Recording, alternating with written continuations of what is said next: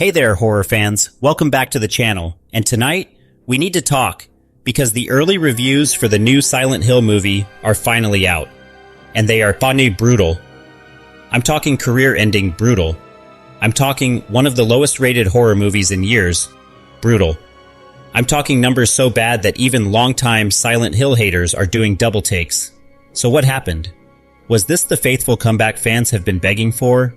Or did it completely Chet destroy? What little hope the franchise had left. Let's get into it. Now, before we dive headfirst into the blood fog, let me give you some context, because I'm not coming into this cold. I've always had a complicated relationship with Silent Hill on film. Back in 2006, when Christoph Gans first adapted the game, I'll be honest, I loved it. Not because it was perfect, far from it, but because it understood the vibe, the atmosphere, the dread, the industrial nightmare of rust, ash, and guilt. It felt like Silent Hill. Then came Silent Hill Revelation in 2012. And yeah, we don't talk about that one. That sequel wasn't just disappointing. It was a patch betrayal. Cheap effects, flat characters, a complete misunderstanding of why the series works. So when this new movie was announced, with Christoph Gans returning, no less, I was skeptical, very skeptical, but cautiously hopeful. Because on paper, this should have worked. Original director returning, a renewed focus on Silent Hill 2. James Sunderland, psychological horror. Guilt. Grief. No cheap jump scare nonsense. This was supposed to be the redemption arc, and for a brief moment, critics made it sound like maybe, just maybe, we were wrong to doubt. But then the embargo lifted, and everything collapsed. Let's talk numbers first, because they tell a story all on their own. As of right now, Silent Hill 2026 is sitting at around 6 to 7% on Rotten Tomatoes. Let that sink in. 6%. That's not just bad, that's historically abysmal. We're talking bottom-of-the-barrel horror. The kind of score usually reserved for bargain bin slashers or direct-to-streaming disasters. Metacritic? Even worse. Scores hovering in the low 30s. And the consensus is painfully consistent. Boring. Confusing, not scary, sloppy, emotionally empty, and for a franchise built entirely on psychological terror, that might be the worst crime of all. So let's break this down the right way, because not everything here is bad, and yes, believe it or not, there are positives. Let's start there. On the surface, Silent Hill 2026 looks promising. Visually, many critics agree. The film looks like Silent Hill. The fog is thick. The town feels oppressive. The imagery is unsettling in still frames. One critic described the visuals as, quote, occasionally striking, with moments that briefly capture the game's nightmarish aesthetic. And that's important, because Christoph Gans clearly tried to honor the source this time. He brings back the slow pacing, the muted color palette, the sense of decay. Akira Yamaoka's musical influence looms over the soundtrack, that industrial melancholy fans know so well. And yes, Pyramid Head is back, the nurses are back, the iconography is all here. From a distance, this looks like a faithful adaptation. There were even early whispers, insider buzz, that this would be the closest Silent Hill movie to TT games yet.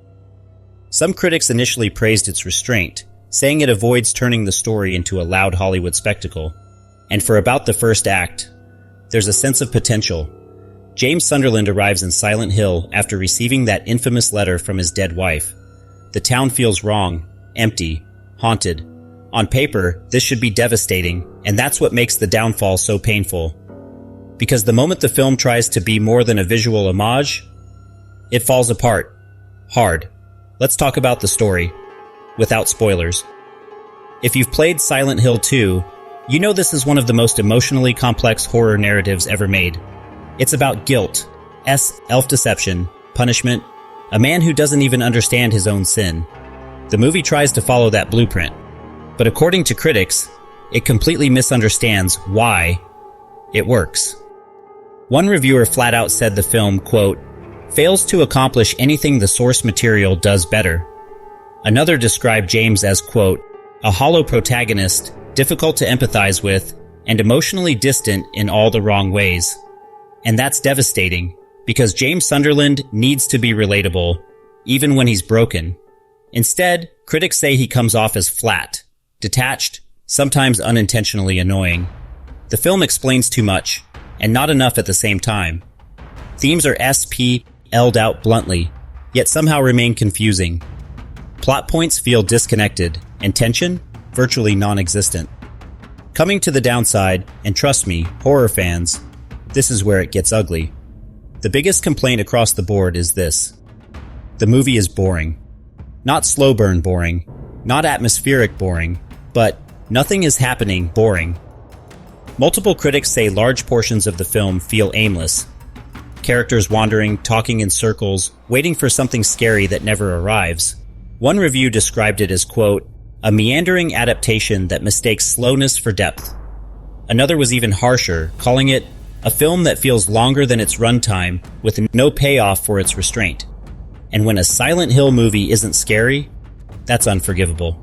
Let's talk about the horror itself, or rather, the lack of it. Yes, the creatures look decent. Yes, the fog is there.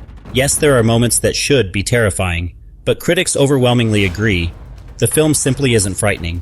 One reviewer bluntly stated, despite its imagery, the film never generates genuine dread. Another wrote that the scares feel muted, predictable, and emotionally hollow. Even the monster encounters, traditionally the franchise's strongest moments, are criticized for being poorly staged.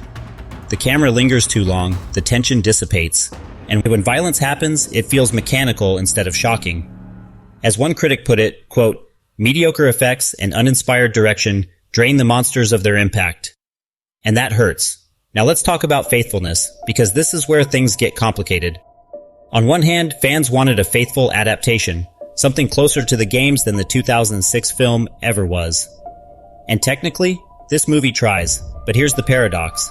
Several critics argue that the film is too faithful in the wrong ways, and not faithful enough where it matters.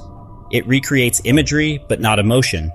It references moments, but strips them of context.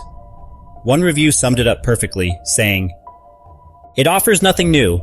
Fans are better off replaying the game. That line has been echoed across multiple outlets. IGN-style critiques, genre blogs, mainstream critics. The consensus is brutal. If you've played Silent Hill 2, this movie adds nothing. And if you haven't, it doesn't explain itself well enough to pull you in. So who is this for? That question keeps coming up. Even Christoph Gans isn't spared. While some critics appreciate his commitment, many argue he simply couldn't recapture the magic. One called his return well-intentioned but outdated. Another wrote that the direction feels stuck in the mid-2000s, without the innovation modern horror demands. That's painful, especially considering how much hope fans placed in his comeback. Instead of redemption, the film feels like a relic. So where does that leave us? Is Silent Hill 2006 worse than the 2006 film? Shockingly, many critics say yes.